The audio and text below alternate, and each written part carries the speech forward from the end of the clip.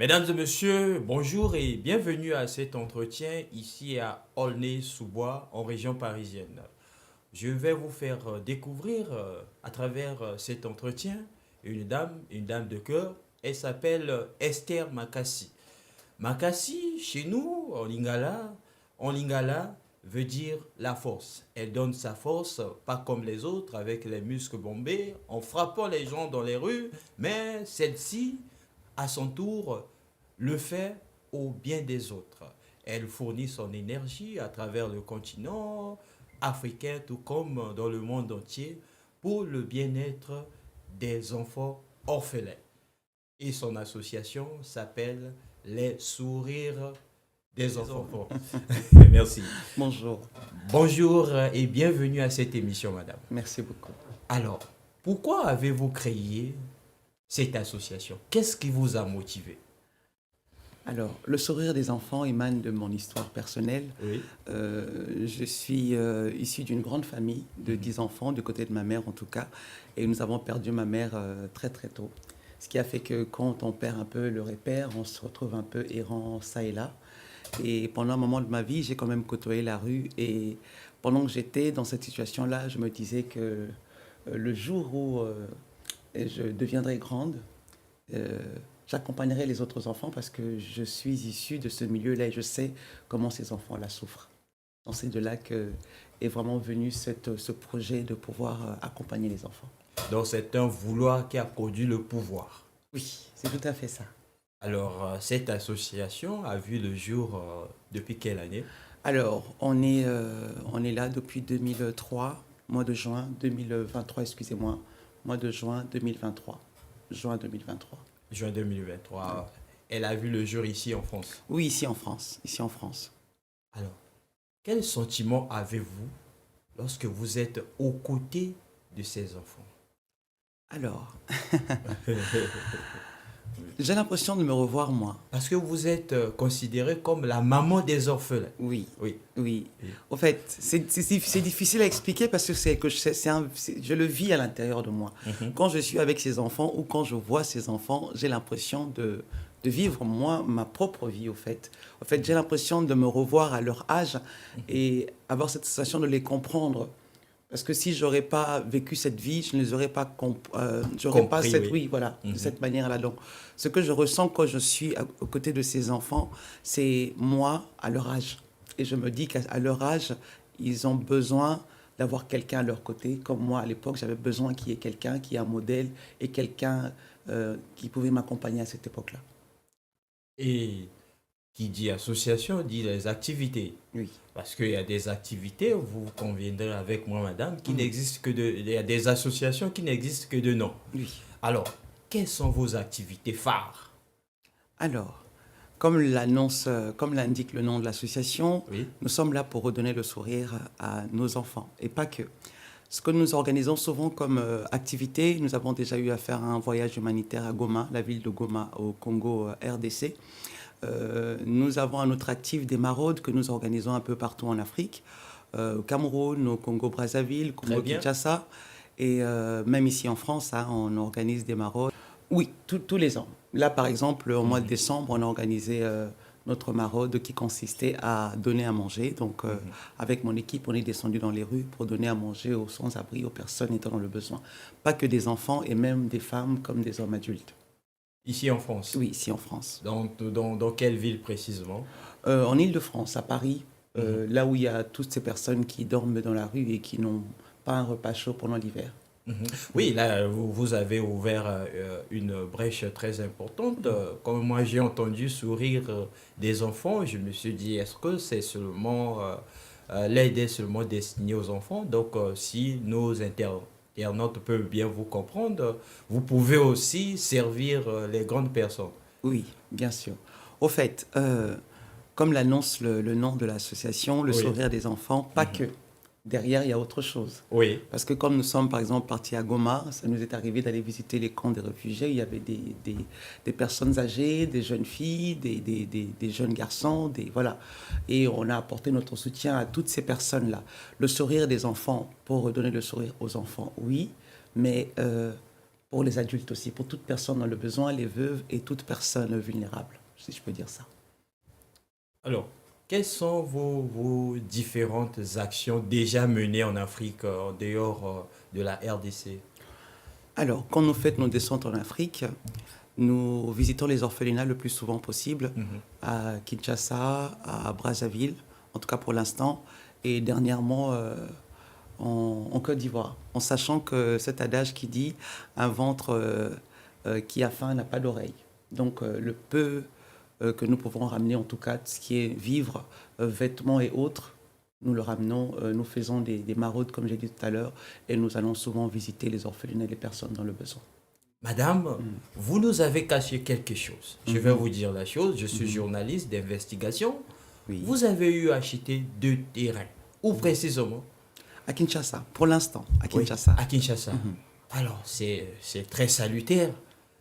C'est ce que vous avez voulu cacher à nos internautes, madame. Non. Pas du tout, vous m'avez pas posé la question. Voilà Oui. pourquoi je n'ai pas soulevé ce point-là. Oui, oui. Oui. Alors, comment vous faites pour avoir ces terrains? Alors, à savoir que je suis aussi servante de Dieu. Oui. Donc, je suis sur le réseau aussi. J'ai un groupe de femmes et d'hommes qu'on appelle les résistants qui m'accompagnent dans ce grand et énorme travail, qui sont avec moi et c'est eux qui m'accompagnent dans cette mission. Donc, nous arrivons à récolter ces fonds par des dons. Mhm. Donc, toutes ces personnes qui sont là, qui nous accompagnent par des dons, par des... Voilà, c'est eux qui nous accompagnent. C'est eux qui nous aident à avancer dans ce projet. C'est avec les dons récoltés que nous avons réussi à acheter ce terrain, ce terrain à Kinshasa. Et qu'est-ce que vous comptez implanter sur ce terrain? À savoir que le sourire des enfants a pour but premier, c'est de construire les orphelinats. Pas que à Kinshasa, parce que je suis congolaise, mais je suis aussi africaine. Oui. Donc, nous sommes là, ça fait 2 ans et quelques 2 ans et demi. Le but premier de le sourire des enfants, c'est de construire des orphelinats. Donc, nous commençons d'abord à Kinshasa parce que c'est la ville qui m'a vu dormir dehors, si je peux dire ça, et c'est la ville qui m'a donné un toit. C'est la ville qui m'a nourri. Et dans ma vision, j'avais comme vision pour la première fois, en tout cas, le premier orphelinat verra le jour à Kinshasa. C'est pour cela que nous avons acheté notre premier terrain à Kinshasa et nous avançons dans la construction. Et vous avancez dans la construction. Alors, quelles sont les difficultés que vous rencontrez? À savoir que quand vous avez un projet humanitaire et que les associations, comme toute association, comme notre association, vit avec les dons, c'est souvent récolter les fonds. C'est ce qui est le plus difficile. Récolter les fonds et avoir des personnes fidèles qui s'appliquent à vous accompagner continuellement. C'est vraiment ça les difficultés que nous rencontrons. Mais est-ce que vous avez des associations similaires qui vous tendent la main? À dire vrai, non. Oui. Non. C'est des particuliers qui nous aident jusque-là. En tout cas, toutes ces personnes qui me suivent sur les réseaux, ils ont cru à mon rêve Oui. et ils se sont plongés dedans à tête baissée. Et c'est avec ces personnes-là que nous avançons. Alors, madame, puisque vous parlez de l'orphelinat, des orphelins, ben, vous savez, quand on est orphelin, on est encore enfant, après on devient adulte. Comment se fait le suivi? Est-ce que vous soutenez ces orphelins à un âge donné et quand ils arrivent à savoir comment chercher le pain, vous les lâchez? Alors, pour le sourire des enfants, un enfant reste un enfant. Oui. Que ce soit de 0 à 18 ans, et encore plus même. Moi-même, je suis mère, et je sais que je serai mère pour mes enfants tout le long de ma vie, quel que soit leur âge. Alors, le sourire des enfants n'a pas que pour but de prendre des enfants mineurs. Donc, quand je dis mineurs, de prendre des enfants à moins de 15 ans, des ados, des petits. Nous sommes là pour accompagner les tout petits, donc les nourrissons, et les plus grands. Le but de sourire des enfants, c'est de prendre les enfants de 0 jusqu'à 18 ans, mais en les aidant de pouvoir avoir un avenir meilleur. Donc, les aider demain à pouvoir avoir leur activité, être formés. C'est dans ce sens-là. Et le sourire des enfants est là pour toutes sortes, tout enfant, le plus petit au plus grand. Oui, madame, vous avez parlé de l'avenir de ces enfants. Et l'avenir, nous le savons que l'avenir passe par une formation. Oui. est-ce que avez-vous pensé à créer les écoles au sein de ces orphelinats? Alors, à savoir que au commencement, comme nous avons mis ce projet en place, nous pensions à 1 hectare de terrain, en tout cas à Kinshasa. Mais finalement, par rapport à tout ce que nous avons récolté, ça nous a permis d'avoir euh, un tout petit terrain. Pas très petit, mais bon, pas un grand terrain. Et à savoir que le sourire des enfants n'a pas pour but que d'héberger les enfants, a pour but aussi de former les enfants, leur donner une formation, surtout pour ceux qui sont ados. Parce que vous le savez, à un certain âge, un enfant qui a vécu dans la rue, qui n'a pas eu la chance d'aller à l'école en bas âge, on ne va pas lui dire à 14 ans d'aller à l'école. Et souvent, ils sont formés au métier de main. Donc, travailler comme un plombier, comme tout autre. Donc, nous sommes là aussi pour accompagner les enfants dans la formation afin qu'ils aient un avenir meilleur en âge adulte. C'est très important. Est-ce que vous prenez toutes sortes d'enfants, vous prenez toutes sortes des enfants abandonnés parce qu'il y a des enfants qui sont très difficiles à supporter. Comment faites-vous pour les maîtriser? Cette question, elle est très bien, cette question. Est-ce que j'ai choisi mes enfants? Est-ce que quand Dieu m'a donné mes enfants, j'ai eu le choix de dire je veux tel caractère, tel caractère, tel caractère? Non. Donc je pense que je ne serai pas là pour trier les enfants.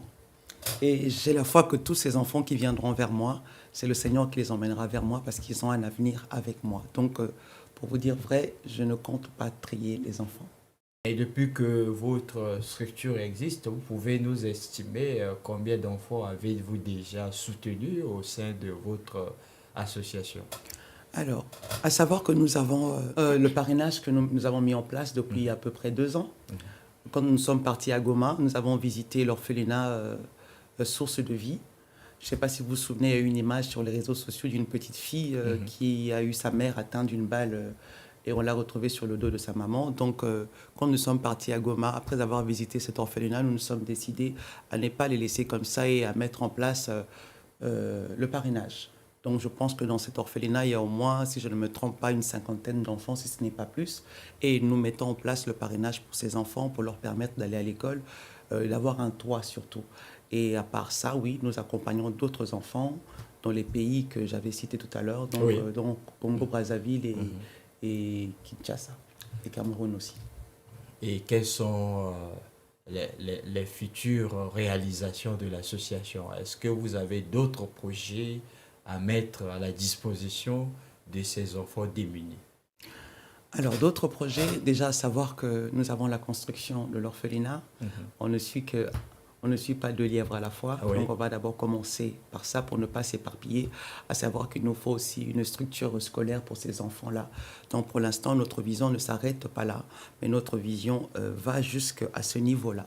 Et je sais que derrière, je ne veux pas divulguer ça ici, il y a aussi d'autres projets Ah derrière. oui. Ah, vous nous cachez pour l'heure ces projets. Oui, Ah. Et est-ce que vous avez peur de la sorcellerie, madame?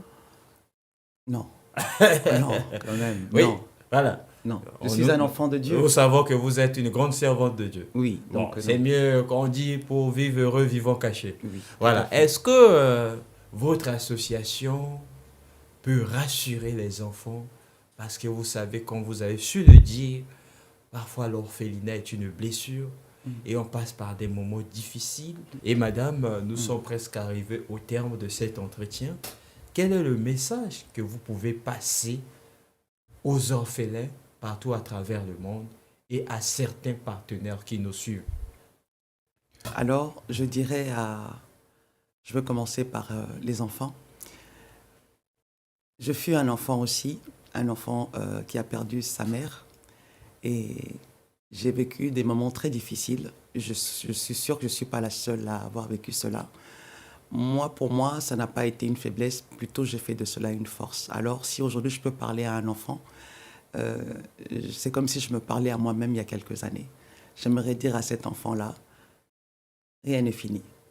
Il y a encore des choses que tu vas réaliser. La vie va te frapper, va te mettre à terre, mais apprends surtout à te relever. Ce qui compte, c'est pas tomber, c'est surtout la manière dont tu as à te relever. Donc je te dirais à toi, euh, tu as des choses à réaliser. Des fois, on a l'impression qu'on est dans le vide et qu'on n'a personne. Mais laisse-moi te dire, De ce que moi j'ai vu, Dieu a été avec moi et Dieu m'accompagne. Et je suis un témoignage aussi pour toi, comme toi tu peux aussi être un témoignage demain pour les autres. Et pour toutes les personnes peut-être qui écouteront ma voix et Qui vous regarderont voilà. également, oui. Et nous avons besoin de vous, besoin de votre soutien, euh, besoin de votre accompagnement. Vous le savez, nous avons besoin des dons.